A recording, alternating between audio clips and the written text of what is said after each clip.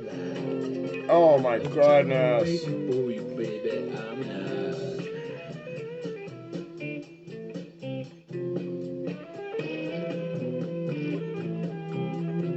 It's almost time for lunch. We're having wieners.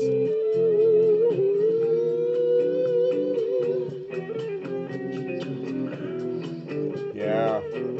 You know, my old lady bought a bunch of holiday stuff for next Halloween. And some Christmas things, of course. But, you know, for years and years when we were kids, back in the old days. Yeah, back in the old days. Christmas ornaments, for instance, were cherished and passed down. Christmas ornaments you had on your tree, you got some of them from your grandparents, uncles, aunts, and so on and so forth. Yeah, it was family items, accumulated family items. Yeah, and you put those in a little box. Sometimes you end up putting them in storage with that old, that old Harley with sidecar on it from World War II. Yeah, and a couple of grandma and grandpa's old pieces of furniture was worth a zillion dollars. The old rocking chair. Yes, I hear you in there, Chi. Calm down. You got a brand new ironing board, so I'd be happy if I was you. Anyway, yeah. So anyway, yeah, like the ornaments and things like that. You find some very precious antique Christmas ornaments and things, old fishing lures, things like that in the storage units. You know, sometimes they do these storage wars where people couldn't pay their bills because of misappropriation of finances. Yeah, and they couldn't pay for the storage unit for all their stuff. Yeah, their needs. Yeah, so some guys go in there and they all draw straws, you know, on who gets to buy these storage units. Well, sometimes you get some really good stuff. Yeah, at someone else's expense and tears, of course. You know, you gotta consider, you can't avoid considering their tears over the loss of those precious family items, all because of a fucking $90 storage unit that they had to have because the house wasn't big enough. You ever see those houses? It's a little house and it's got like 15 pieces of roof on it, where they kept adding on, adding on, adding on as they needed to for the family. Well, I would get out of the storage unit business. Yeah, because chances are, I can't wait to see it, but in the future here, with all these storage units, this is going to be nothing but old clothes and all these Christmas, all this holiday decorations, and all this crap. All these storage units with nothing but a bunch of crap. A bunch of crap. And everybody's hoping to find great grandpa's gold ring. Oh my goodness, right there it is. It's worth money. Yes, it's worth money.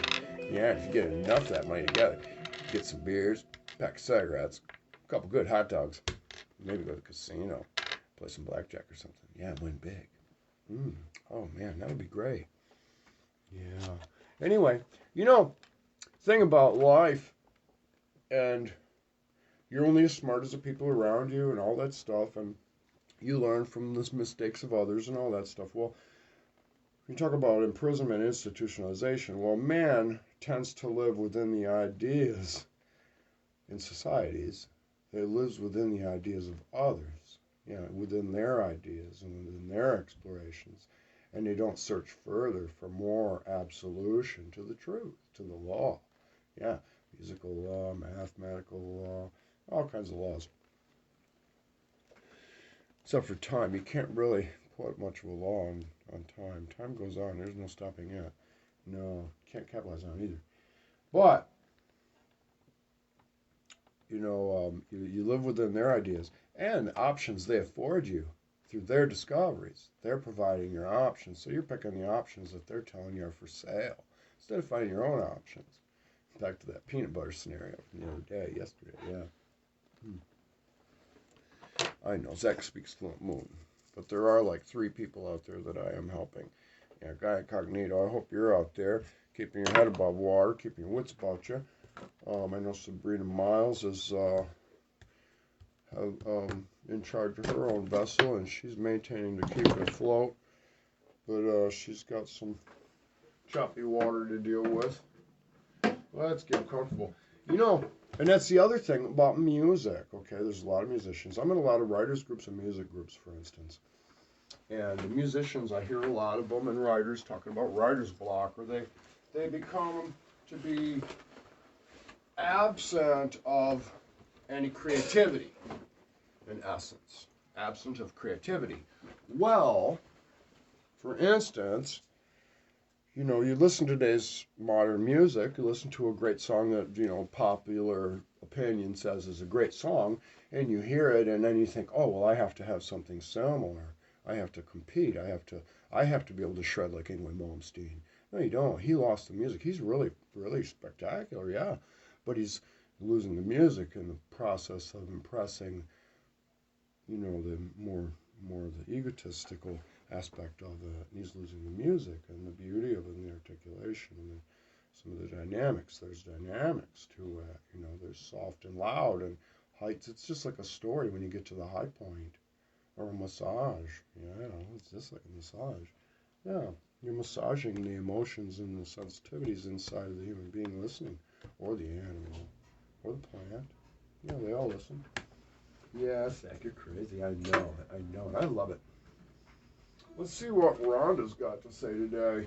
You know, and like, you know, your music for, you know, what I was getting at was, you know, when you hear me, for instance, I'm always using me. I love throwing me under the bus because it's so fun climbing back up and getting out. But, you know, I go out, for instance, and I'm not a guitar player. I've been teaching myself guitar based on my fantasies of wanting to be a musician all my life and focusing on music studies in school, majoring in music. But, you know, when I go out, for instance, I go to Oba Bailey's, and there's some local boys in there. They're very impressive, you know, with whatever they can play, whether it's just covers, quote unquote, or whatever, because typically the public doesn't get interest in a band's original work. You know, they poo-poo it, and I understand all that, but to catch them with your energy and your spirit, you know, it's different. You know, your music comes out of your spirit. So when you get up in the morning and you hear a song in your head, well, if you hear that song in your head and then the guy next door is listening to a mariachi band, and then you go sit down and try to play that song, well, now that thought is contaminated. It's been disrupted. It's been disrupted. Disruption, disruptors, disruption is one of the key things I've been talking about lately. I'm not trying to do anything but offer a different perspective.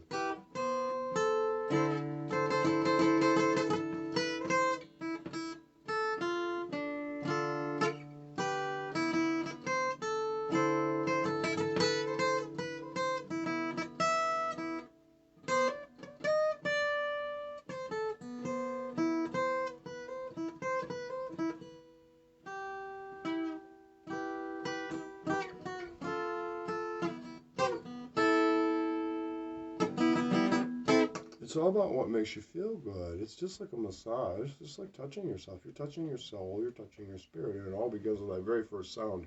I don't know what I'm going to play until I start playing it. And I can't play. I don't know very much.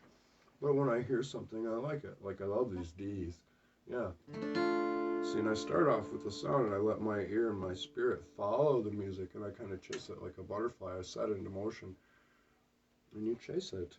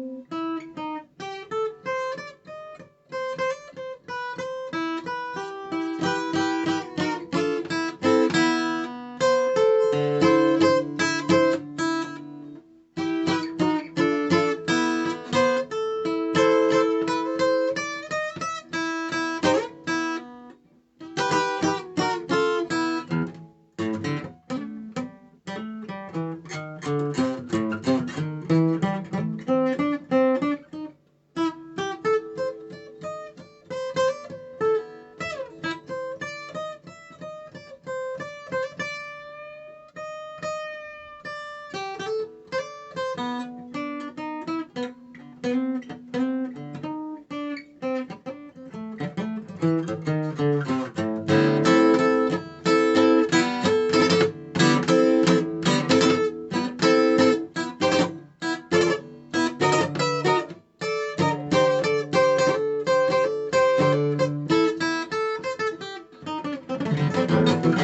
end it, Zach. Nobody wants to hear it. Okay, I'm leaving now. Okay, goodbye. Peace, love. You know, who cares? I'm going to take my spirit and flutter by with my butterfly. Yeah. Anyway, keep digging. It's out there. Don't get sold out to the circus. Don't sell it to the circus. Yeah. Yeah, it's teamwork. It's teamwork. Gotta have a good team. Gotta have a good team. Trying to help you build one with what little I can offer. Yeah. Come see me. You'll find something special. I'm Crazy Old Mad Zach. Crazy like a fox. That's I just mad.